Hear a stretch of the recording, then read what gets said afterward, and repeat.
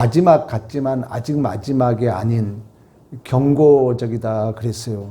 또 예고적이다. 이 땅에 하나님의 나라가 어떻게 실현되어 가고 있는가를 우리에게 이러한 재앙의 진노를 통해서 계시하고 있습니다. 첫 번째 대접 재앙을 땅에 쏟았더니 짐승의 표를 받은 사람들, 우상에게 경배하는 자들에게 악하고 독한 헌대가 나타났다 그랬어요. 그러니까 하나님이 없으면 우상에게 절을 하고 우상에게 숭배하고, 짐승의 표라는 것은 그 하나님의 흉내내는 세력 또 경향이라고 그랬습니다. 거기에 남은 것은 그 헌대라는 것은 상처, 종양 이런 걸 얘기하고 있습니다. 두 번째 대접 재앙을 바다에 쏟음에 바다가 죽은 자의 피같이 변하여 모든 생물이 죽었다 그랬어요. 그러니까 바다를 상징하고 있는 것은 바다의 파도가 치면은 육지를 이렇게 삼킬 것 같은 그런 악의 세력들이 성도들을 핍박하는 것을 예시하고 있습니다. 특히 욕심이 잉태한 즉 죄를 낳고 죄가 장성한 즉 사망을 낳느니라고 말씀했던 것처럼, 탐욕이 우상 숭배라고 말씀하고 있는 것처럼 우리의 어떤 그런 죄악의 탐욕은 그 파도처럼 끝이 없음을 우리에게 계시해주고, 하나님을 알지 못한 자들은 이러한 재난 속에 산다는 것이 계시록의 말씀입니다. 세 번째 재앙은 그 대접을 강과 물과 근원에 쏟음에 피가 되었다 그랬어요. 그러니까 근원에 쏟았다는 것은 이 재앙은 어떤 재주로도 막을 수 없고 또 흉내낼 수 없다는 것을 얘기하면서 5절에 전에도 계셨고 시방도 계신 거룩하신 이여 이렇게 심판하시니 의로우시다. 구원을 3중 시제로 얘기하잖아요. 이미 받았고 받고 있고 받을 것이고, 또 계시록에 하나님을 얘기할 때 전에도 계시고 지금도 계시고 장차 오실이라고 많이 표현하는데, 이 재앙을 얘기하면서 장차 오실이가 생략되었다는 것은 하나님의 의로운 심판은 이미 시작되었다는 거죠. 그리고 장차 다음에는 기회가 없다는 거예요. 지금 우리는 마지막 기회죠. 그런 의미에서 장차 오실 이가 빠져 있는 거예요. 생략되어 있는 거예요. 그러니까 종말의 기회는 지금이 마지막 기회라는 거예요. 죽으면 끝이에요. 물론 천주교는 연옥이라고 다음 기회가 있지만 우리는 다음 기회가 없다는 의미에서 이 오늘 본문에 여전히 하나님의 거룩한 이 심판은 예시하고 경고하고 있지만 다음 기회가 없다는 의미에서 장차 오실 이가 생략되었습니다. 오늘은 네 번째 대접 재앙은 8절에 그 얘기를 합니다. 그 대접을 해에 쏟음에 해가 권세를 받아 불로 사람을 태웠다 이야기를 합니다.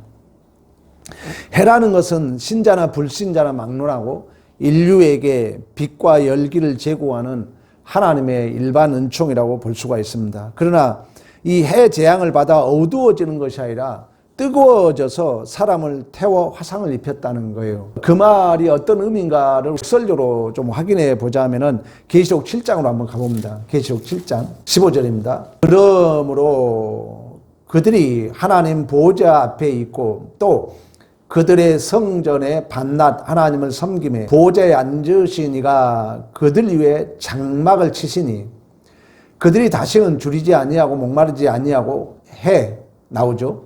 해나 뜨거운 기운에 상하지 아니하리라.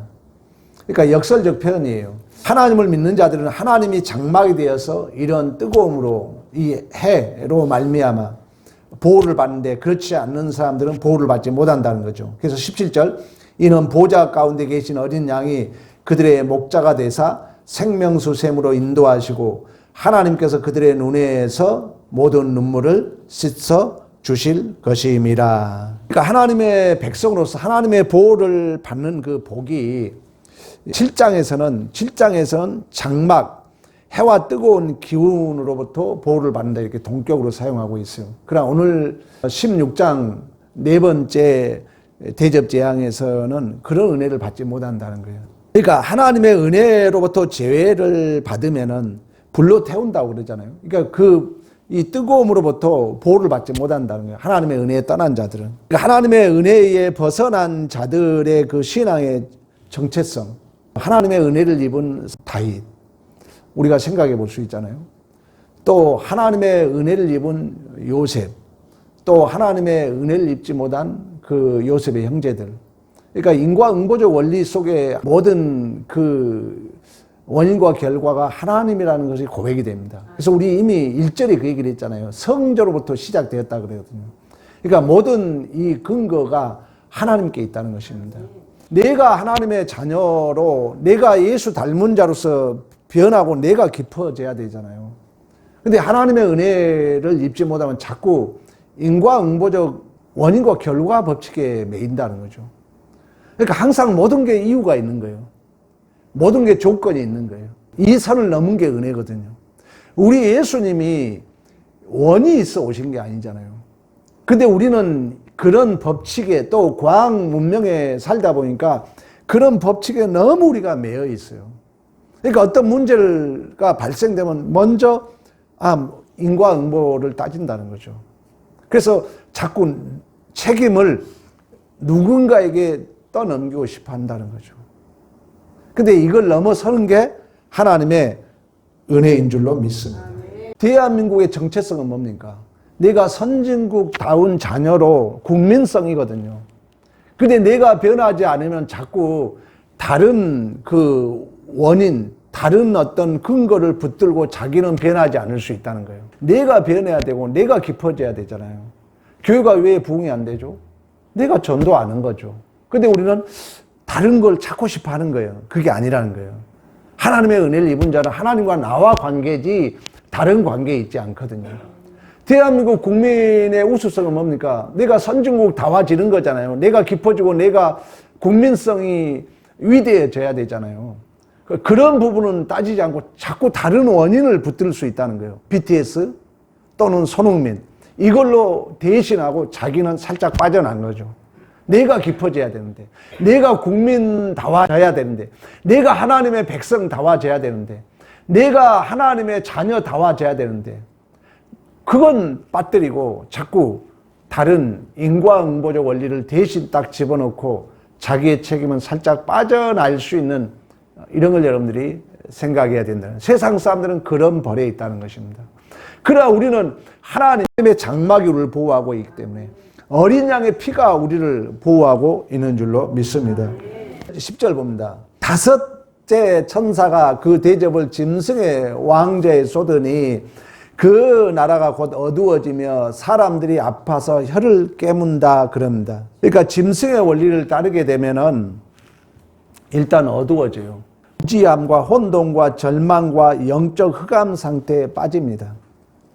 다섯째 대접 재앙이나 여섯째 대접 재앙이나 하나님의 보호와 하나님의 인도하심에서 벗어나면 인간은 재난을 피할 길이 없다는 거예요. 그러므로 어떤 문제가 생기면 교회를 외면하고 도망가고 싶은 마음이 생기거든요. 되게 여러분들이 그렇습니다. 근데 하나님에서 이제 떠나게 되면은 어떤 학자는 이렇게 표현했어요. 내가 어떤 문제가 생기면은 하나님을 붙들고 하나님을 찾아야 되는데 하나님으로 도망가게 되면은 불구덩이에 뛰어들어 더러운 진흙탕에 스스로 몸을 던진 것 같다. 이렇게 표현했어요. 어느 주석가는. 하나님에게 찾아야 되는데 하나님을 떠나게 되면 어떤 문제가 생기면 하나님을 떠나게 되면은 결국 내 스스로가 불구덩이에 뛰어든 것 같다는 거예요. 결국 거기에 가면은 자기가 스스로 자기 몸을 상하는 거죠. 자기 스스로 자기 눈을 뺀 것 같다는 것이죠. 왜? 하나님이 없으면 답이 없거든요. 그래서 우리가 어떤 문제가 있든 간에 하나님에게 묻고 하나님에게 답을 찾아야 되는데 세상 사람들은 결국 이 하나님에서 답을 찾지 못하기 때문에 오늘 그 혀를 깨문다는 얘기는 어느 주석에 보면은 방법이 없기 때문에 스스로 이렇게 혀를 깨물어 이렇게 자살한다. 이렇게 어떤 주석은 달아놨더라고요. 하나님이 없으면 그렇다는 것입니다. 절대가 없으면은 더 나은 것만 추구하거든요. 더 좋은 것만 추구해요. 여기에 그 끝없는 탐욕과 자존심에 속는 거죠. 그렇게 되면 우리에 남는 것은 몸과 마음의 상처뿐이거든요. 우리나라의 역사를 보면은 그 영조 왕이 자기 아들을 죽이잖아요. 사도세자를. 그리고 이제 정조가 왕이 되지 않습니까? 믿을 사람이 없는 거예요, 이제 정조는. 왜? 자기 아버지가 그 뒤주에서 죽은 걸 봤잖아요. 얼마나 불안했겠어요. 그러다 보니까 젊은 그 홍구경이라는 그 젊은 사람을 믿어요. 그래가지고 이제 홍구경이는 젊은 날에 거의 뭐 비서실장, 뭐 그 수도경비 사령관, 쉽게 말하면 그 모든 권자를 다 지죠. 근데 그걸 관리를 못해요. 결국 타락하고 교만해가지고 젊은 날에 34살인가 저 강원도 어디로 유배당해가지고 병 걸려서 누가 치료할 자도 없이 죽어요. 그리고 역사가 변해가지고 나중에는 제가 알기로는 그 역적으로 누명을 쓰는 모습을 보게 됩니다. 하나님이 없는 세상이 그렇다는 거예요.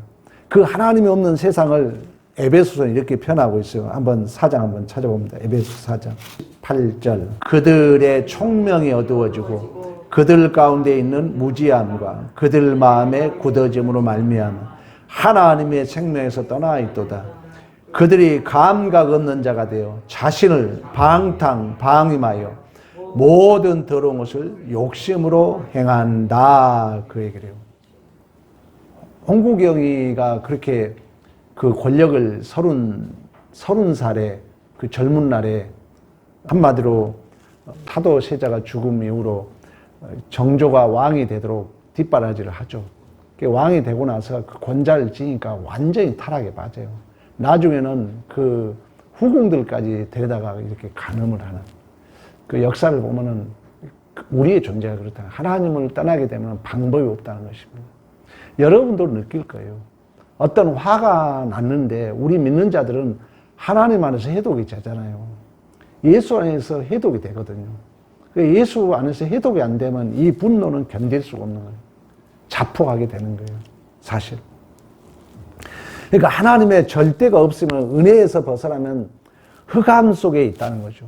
그리고 사망의 음침한 곳, 소망이 없고 파멸과 멸망밖에 없다는 것을 본문에 말씀하고 있어요. 하나님의 은혜에 떠나면 내가 얼마나 더러운 곳에 있는지, 내 운명, 내 비참, 내 절망을 모른다는 거예요. 내가 어떤 존재라는 걸 모른다는, 쉽게 말하면. 그러면 하나님의 은혜에 있는 자들의 가장 큰 복은 뭐냐면 나를 보게 된다는 거예요. 그래서 여러분들이 경험할지 모르겠어요. 하나님 믿는 자들은 결국은 다 내가 좀 참아야지 이렇게 갑니다. 하나님이 없는 자들은 뭐냐? 끝까지 모든 책임은 상대에 있는 거예요. 그 하나님을 믿는 자들은 내가 좀 더 해야지. 내가 좀 더 양보해야지. 이렇게 갑니다. 여러분이 경험할 거예요. 그러니까 하나님이 없으면 막 화냈다가도 은혜를 받으면은 아니지. 내가 견뎌야지. 왜? 하나님을 안다는 것은 우리의 존재를 예수와 묻거든요. 유다 베너 얘기 자주 얘기하잖아요. 결국 내 문제였다는 거죠. 그 원수의 그 친구는 나를 위해서 있었을 뿐이에요. 그 친구 원수가 없었더라면 자기는 주인공으로서의 그 역할이 없어지는 거예요. 그러니까 여러분 주위에 어떤 문제들은 나를 위해서 배역으로 있을 뿐이에요. 여전히 하나님은 나에게 관심이 있는 줄로 믿으니 하나님의 은혜를 안 자들은 이게 알아진다는 거예요. 그래서 우리는 감사하는 거죠. 그러나 그렇지 않는, 하나님이 없었다면 끝까지 그 원수를 갚아야 될 거 아니에요. 그러면 그 원수를 갚고 난다 해서 하나님이 없는 자에게 마음이 평안이 있느냐? 아니에요. 허탈감 뿐이에요. 여러분 경험 못 합니까? 여러분이 누구하고 싸우고 가서 이겼어. 거기에 승리감이 있냐고요? 허탈감 뿐이잖아요. 여러분들이 옳고 그름으로 따져가지고 그 사람 케어시켰어. 마음에 평안이 있다고요? 그건 가짜입니다. 허탈감 뿐이에요. 내가 그래도 양보하고 그래 괜찮아. 내가 한 번 더 헌신하는 게 진정한 복이죠. 하나님의 은혜에 있는 자와 없는 자의 차별인 줄로 믿습니다. 그러니까 나를 보게 되는 하나님의 은혜를 받는 자들은 누구 때문이 아니라 모든 문제에서 누구 때문이 아니에요. 물론 화날 때는 누구 때문이라고 얘기할 수 있죠. 그러나 좀 뒤돌아보면 아니야. 내가 좀 더 참을 걸. 이게 은혜 있는 자들이에요. 근데 미안하지만요. 누가 그러더라고요. 60전은 그게 잘 안 된대요. 미안합니다. 60 아직 안 된 사람도 내가 60 돼서 그런 게 아니라 그 말은 뭐냐면 나이가 그걸 해결한다는 거예요. 젊었을 때는 막 따져요. 근데 문제는 뭐냐, 지금 설교를 안 들어놓으면 그 사람 늙어도 안 변해요. 그게 불행이에요. 일찍이 하나님의 말씀을 잘 듣고 내 가운데 있는 게 복인 줄로 믿습니다. 그래서 우리가 하나님의 이렇게 설교를 듣고 하나님의 은혜를 받은 자들은 결국은 나 때문이야, 누구 때문이 아니라, 그래서 내가 얼마나 내 하찮은 자존심, 내 탐욕에 내가 붙잡혀 있는 죄인인가를 나도 나를 놀래게 되는 거예요. 하나님은 내 안에 죄악을 빼앗아 갈 수 있는 유일한 길은 뭐냐면 내 죄를 폭로시키거든요. 꼭 기억해야 돼요, 여러분. 이 원리를 몰라, 목사들이. 펠렉스 쿨파를 모른다고요. 그러니까 윤리도덕 설교만 하는 거예요. 윤리도덕 설교 들은 이런 구조에 한국교회가 매여 있다 보니까 아까 얘기했죠. 내가 깊어지고 내가 예수 닮아야 되는데 어떤 문제 생기면 다른 문제 딱 끌어와. 자기는 살짝 빠져나가려고 그래요. 그 절대 여러분 우리 교회에 그러면 안 돼요. 내 문제야. 내가 교회 부흥이 아니라 내가 전도해야 돼요. 누가 성도 안 오면 내가 전 한 통 더 해야 돼요. 누구 떠넘기면 안 돼요. 내가 다 나야. 그래서 하나님의 은혜를 받으면 나를 보게 돼요. 내가 아직도 이 하찮은 자존심에, 내가 아직도 이런 하찮은 탐욕에 내가 붙잡혀 있구나. 내가 나를 보고 놀라야 돼요. 그런 적 한 번도 없습니까? 여러분 신앙생활 잘못된 거예요. 솔직한 얘기야. 이 설교 들으면서 그런 걸 한 번도 경험 못했다? 가짜야, 그 사람은.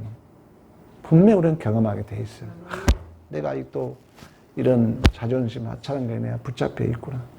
그리고 내가 못 쪽에서 잠을 설치는 것이 아니라, 그때 내가 좀 더 참았어야 되는데, 이런 문제로 우리는 분명 잠을 설칠 때가 있는 줄로 믿습니다. 그게 복된 증상이라는 거예요. 다윗이 밤마다 눈물로 침상을 띄우고 요를 적셨다는 그 고백이 다윗의 고백이 아니에요. 우리가 고백해야 할 내용인 줄로 믿습니다.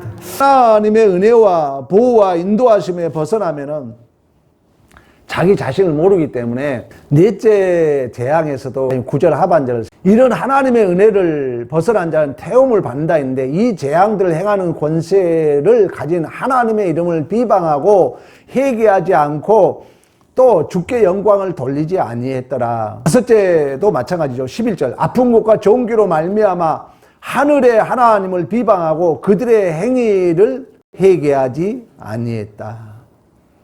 하나님의 은혜를 모르는 자들은 나를 모르기 때문에, 나를 못 보기 때문에 가장 큰 특징은 뭐냐면 회개를 안 해요. 가장 큰 특징은 끝까지 네가 잘못했다는 거예요. 하나님의 은혜를 받은 자는 처음에 화가 나면 싸울 수 있죠. 그러나 뒤돌아보면 아유, 내가 더 참았어야 되는데, 내가 더 손해봤어야 되는데. 왜? 나에게 하나님이 조명이 오니까. 배너 영화 여러분 중요한 스토리예요. 결국은 너라는 거예요. 너 원수, 너가 억울한 일 당하고 네가 종의 팔림을 당한 너를 높이기 위해서 있었다는 거예요. 예를 들어서 그거 빨리 죽여버리고 모든 문제 빨리 해결돼 버렸더라면 내 주인공 역할은 없어지는 거죠. 우리의 인생이 지금 그렇다는 거예요. 여러분이 주어진 모든 게. 그래서 하나님을 아느냐 모르느냐. 이 성경을 바르게 해석할 수 있느냐 없느냐는 너무나 중요하다는 거죠. 그렇지 않으면 단순히 인과응보적으로 저놈이 나쁜 놈이 저놈 죽여야지. 그런 스토리가 없다면 내 인생도 없는데. 내 인생을 위해서 내가 주인공의 삶으로 하나님을 연출하기 위해서 여러분 주위에 배역이 있다는 거예요. 원수 같은 내 남편이 있고 내 아내가 있고 내 자식이 있고 이해 못할 사건 그 만남 정황이 있는 줄로 믿습니다. 그렇다고 우리는 감사해야죠. 그러나 하나님을 은혜를 벗어난 자들은 하나님을 모르기 때문에 내 자신도 모르고 마음이 강파하고 제 본성이 강하여 감각이 없고 자신을 모르는 것이 특징이기 때문에 돌아오지 않는다는 거예요. 자기 고집 끝까지 우기고 간다는 거예요. 여러분 잘 들으셔야 돼요. 항상 나야 나. 남 얘기 절대 그렇게 물론 재미있죠. 남을 비판하고 그런 재미는 있어요. 뭐 그건 당연한 겁니다. 그러나 잘 걸러서 들을 줄 알아야 되고 또 얘기할 때도 우리가 조심스럽게 해야 됩니다. 감각이 없어 자신을 모르는 것은 한 인간이 감당해야 할 자유와 책임의 실력이 없다는 거예요. 내가 나를 모른다는 것은. 그 감당할 자유와 책임의 실력이 없다는 것은 자신이 변하지 않고 있다는 거예요. 설교를 똑바로 듣지 않고 있다는 것입니다. 말씀을 듣지 않으면 나는 안 변해요. 그러나 계속 근래에 제가 그런 얘기 했잖아요. 내가 나이가 먹고 내가 교회 직분이 높아지고 그러면 나의 책임이 더 커지는 거예요. 근데 신앙이 익어가지 않으면 불평거리도 비례해서 커질 수 있어요. 아니 교회 생활이나 가정 생활도 마찬가지예요. 여러분들이 어머니, 할머니 되면 사실 더 책임이 작아질 것 같죠? 아니 처음에는 부부가 살았어. 세월이 흐르다 보니까 나는 자식이 3명 됐어. 세월이 흐르다 보니까 며느리 2명이 들어왔어. 세월이니까 손자도 생기고 손자가 생겼어. 더 많아지는 거예요, 짐이. 그럼 나도 같이 커야죠. 나는 안 커. 짐은 많아져. 원망거리만 커지는 거죠. 중요한 문제입니다. 내가 깊어져야죠. 내가 커져야죠. 거기에 하나님의 관심이 있다는 거예요. 근데 내가 변하지 않으면은 자꾸, 이거 인문학에서 빌려온 얘기입니다. 고정관념에 멈춰 있다는 거예요. 자꾸 설교를 들으면 여러분들이 깨닫고 변해가고 내가 올라가야죠. 독수리는 하늘 나는 것 같이 내가 깊어져야죠. 그렇지 않고 자꾸 매여 있는 거예요. 고정관념에. 뭐였더라? 이 설. 여기에 내가 포획당하고 내가 항복당하고 거기에 이렇게 움츠리는 걸 몰라. 안타깝죠. 그래 자꾸 인과응보적 원리에만 있는 거예요. 자꾸 했던 얘기 하는 거죠. 아니란 거예요, 여러분. 내가 더 커져야 되고 내가 더 넓어져야 되고 내가 깊어져야 돼요. 왜? 내가 경륜이 높아지면 높아질수록 더 높아지면 더 멀리 보이는 거예요. 멀리 보인다는 거예요. 더 많은 것이 보인다는 거예요. 많이 보인다는 건 뭐예요? 내 책임이 더 커지고 있다는 거예요. 근데 나는 크지 않아. 그러면 이제 떠넘기고 싶죠. 우리 인생뿐만 아니라 교회 생활도 마찬가지. 어디를 가도 마찬가지입니다. 그래서 오늘 본문에 이러한 재난을 받은 자들은 하나님의 이름을 비판한다는 거예요. 회개하지 않는다는 거예요. 하나님 앞에 영광 돌리지 않는다는 거예요. 가장 큰 특징은 회개하지 않는 것입니다. 대부분의 인간의 본성적 사람은 현재 존재에 지배당하고 있다 했잖아요. 여러분 조건에 종속당할 수 있어요. 이걸 우리가 현재적 존재라고 그래요. 고정관념이라고 볼 수 있어요. 제가 그런 얘기 했잖아요. 무식도 마찬가지입니다. 여러분 무식이 뭐예요? 나도 모르는 사이에 그 말이 나온다니까요. 나도 모르는 사이에 그런 원리가 나온다는 거예요. 그런 경향이 나온다는 거예요. 그 무식은 뭐냐? 하나의 정치 세력이 만들어 놓은 하나의 권력의 힘이야. 우상적인 힘이야.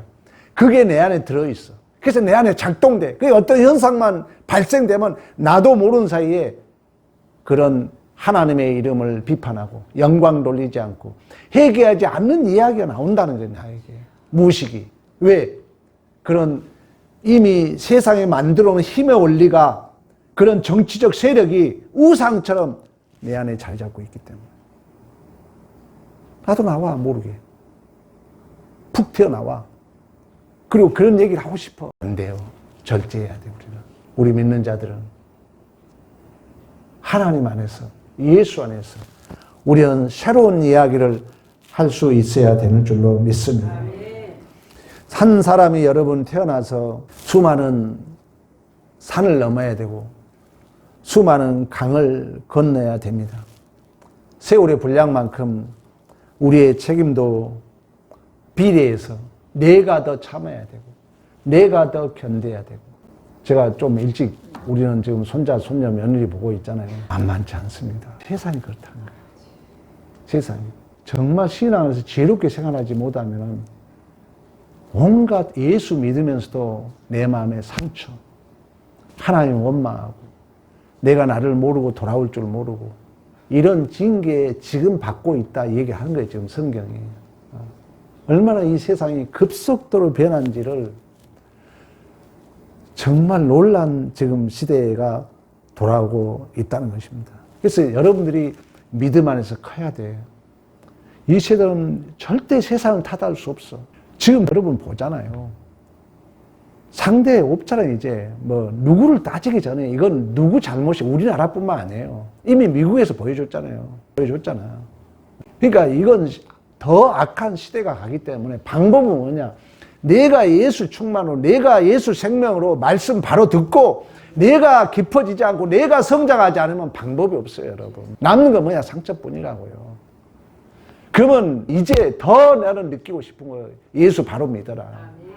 내가 더 간절히 느끼는 거예요. 우리 자녀들에게도 마찬가지야.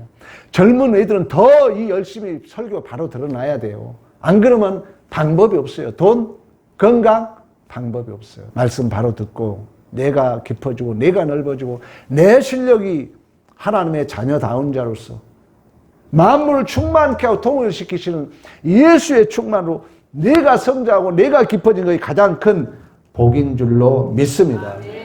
그래서 설교자는 뭐냐? 조금이라도 이건 다른 데서 빌려온 내용입니다만은 여러분들은 다 현재 인생의 지배받고 있는 그 대타자의 어떤 그 언어라고 고정관념. 여러분 평탄한 게 좋잖아요. 간섭 안 받고 내가 지금 사고 이대로 살아가면 여러분 좋잖아요. 근데 여러분 잘 이해하세요. 여러분이 설교 들으면서 뭔가 불편함이 느껴진 게 정상이에요. 내 매끄럽고 내 이미 고정관 내 평탄한 이 인생 여기에 붙잡혀 있는 우리들에게 설교는 뭐냐? 저 이거 인문학에서 빌려온 내용입니다만 거기에 여러분들이 좀 내가 지금 살아가고 있는 게 바르게 살아가고 있는가? 이런 퀘션 마크 그걸 줄 수 있는 게 설교라는 거예요. 지식 전달이 아닙니다, 여러분. 그리고 뭔가 여러분의 인생에 좀 흔들림을 줘야죠. 그리고 구멍을 주고 공백을 줘야 성장할 거 아닙니까? 거기에 새로운 뭐가 생길 거 아니에요? 여러분들 그걸 느끼고 가야 된다는 거죠. 그냥 내 틀 그대로 받아들이고 그냥 앉아있다 그냥 가지 마시고 그래서 내가 뭔가 깊어져야죠. 이 쓰나미처럼 세상이 얼마나 급속도로 변합니까? 여기 어떻게 감당할 거예요, 여러분? 이제 살아봐봐요. 뭐 이건 성경이 얘기하니까 상상을 초월한 지금 이 제약들은 재관형, 재완료로 가기 때문에 우리는 그걸 거슬러 올라가야 되거든요. 이 거슬러 올라갈 수 있는 것은 복음, 예수밖에 없는 줄로 믿습니다. 그 복음 붙들지 않고 예수 붙들지 않으면 방법이 없다는 거예요. 그러다 보니까 이제 고독사 안 만나버려. 아무도 상대 안 해버려요. 안 돼요, 여러분. 우리는 거슬러 올라가야 돼요. 어떤 것도 나를 위함이라는 것을 믿고 꼭 기억해야 돼요. 내가 깊어져야 된다. 내가 실력이 있어야 된다는 거. 내가 실력이 없으면 방법이 없어요. 누가 뭐라 해도 어떤 이해되지 않는 일을 겪는다 할지라도 그것은 나를 위한 배역이야. 나를 위한 조연들이야. 내가 주인공이야. 내가 증인이야. 내가 승리자야. 나를 위해서 모든 것이 주어졌다는 이 믿음이 계시록의 이야기라는 것입니다. 그렇다면 여러분 그 어떤 것을 누구에게 핑계대지 말고 내가 성장하고 내가 깊어지는데 맹으로 걷고 있는 기회로 내가 잘 활용해 가는 믿음의 승리가 있기를 간절히 축원합니다.